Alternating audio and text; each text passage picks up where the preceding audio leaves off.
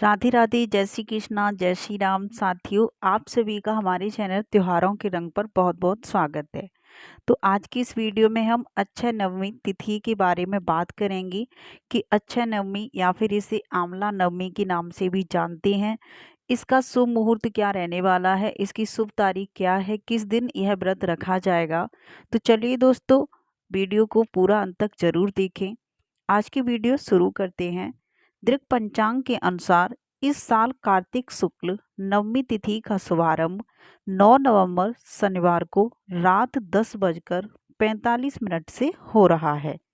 यह तिथि अगले दिन 10 नवंबर रविवार को रात 9:01 पर उदया तिथि के आधार पर अक्षय नवमी यानी आंवला नवमी का पर्व 10 नवंबर रविवार को मनाया जाएगा। इस साल अक्षय नवमी की पूजा के लिए आपको 5 घंटे 25 मिनट का शुभ मुहूर्त प्राप्त होगा। अक्षय नवमी की पूजा के लिए शुभ समय सुबह 6:40 से दोपहर 12:05 तक रहेगा। अक्षय नवमी के दिन ब्रह्म मुहूर्त 4:55 से 5:47 तक रहेगा। यह सुबह के समय है।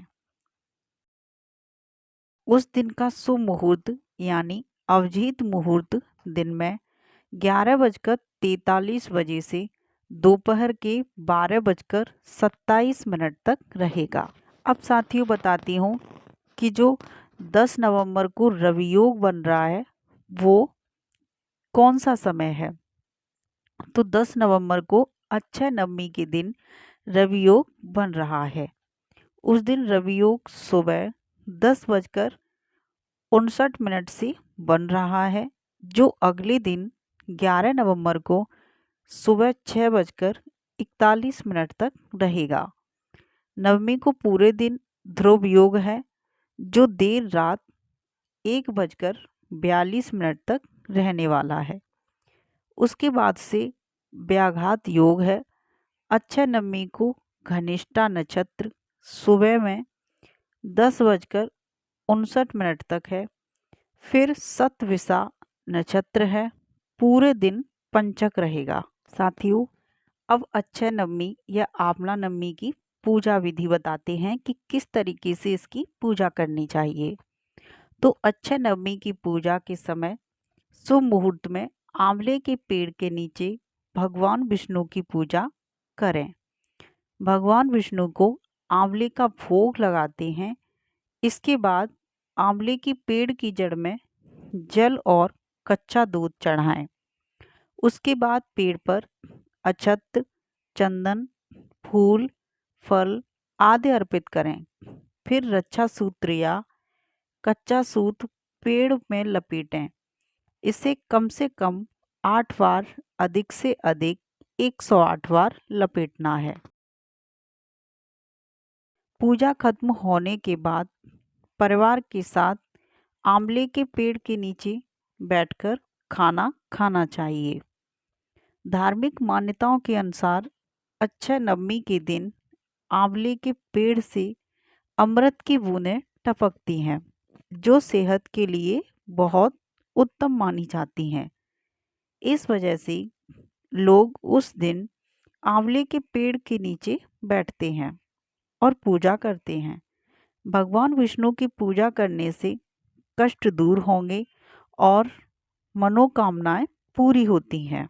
अक्षय नवमी का पावन पर्व हर साल कार्तिक माह की शुक्ल पक्ष की नवमी तिथि को मनाया जाता है।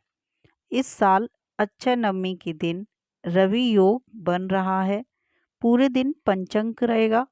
अक्षय नवमी के दिन व्रत रखकर भगवान विष्णु और आंवले के पेड़ की पूजा करते हैं। अक्षय नवमी के दिन आंवले के पेड़ की पूजा करते हैं, इसलिए इसे आंवला नवमी भी कहा जाता है। इस दिन आंवले के पेड़ के नीचे भगवान विष्णु की पूजा करने और भोजन करने से पुण्य की प्राप्ति होती है। एक अन्य कथा के अनुसार इसी दिन आदि शंकराचार्य को एक निर्धन स्त्री ने भिक्षा में सूखा आंवला दिया था। उस निर्धन स्त्री की गरीबी से द्रवित होकर शंकराचार्य ने माँ लक्ष्मी जी के मंत्रों द्वारा स्तुति की, जो कनकधारा इस स्रोत के रूप में जानी जाती है। उस निर्धन स्त्री के भाग्य में धन न होते हुए भी शंकराचार्य की विनती पर माँ लक्ष्मी ने उसके घर स्वर्ण आंवलों की वर्षा करके उसकी दरिद्रता दूर की।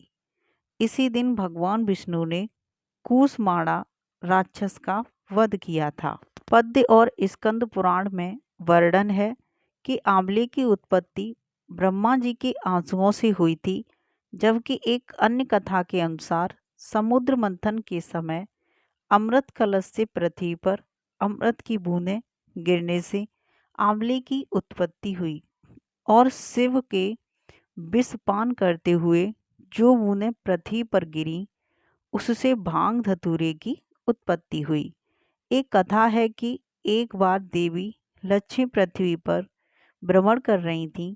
उनकी इच्छा हुई कि कैसे भगवान विष्णु और शिव की एक साथ पूजा की जाती है।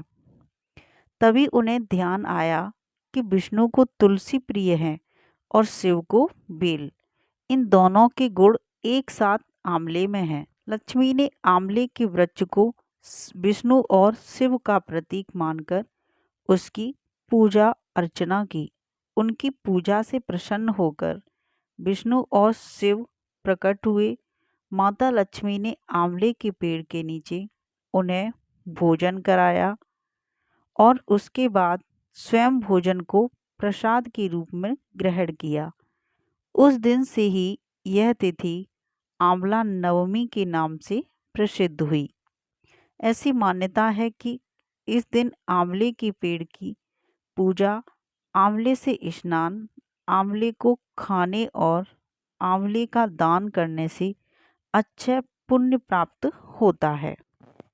पौराणिक मान्यता के अनुसार कार्तिक शुक्ल पक्ष की नवमी यानी आंवला नवमी 10 नवंबर से लेकर कार्तिक पूर्णिमा तक भगवान विष्णु आंवले के वृक्ष पर निवास करते हैं। ऐसी मान्यता है कि इस दिन की पूजा अर्चना और दान का अच्छा फल मिलता है, इसलिए इसे अक्षय नवमी भी कहा जाता है। आंवला नवमी के दिन ही कृष्ण ने कंस के आमंत्रण पर वृंदावन छोड़कर मथुरा की ओर प्रस्थान किया। तो साथियों, ये थी एक छोटी सी विधि पूजा अर्चना करने की, और किस दिन यह व्रत रखा जाएगा, उसका शुभ मुहूर्त क्या रहने वाला है, तो ये सब मैंने इस वीडियो में बताया है, जो आप सभी की बहुत ही काम आने वाला है। तो साथियों, आप सभी को आंवला नवमी की बहुत बहुत शुभकामनाएं। आप सभी इस व्रत को रखें, अच्छे से रखें। राधे राधे, जय श्री कृष्णा, जय श्री राम।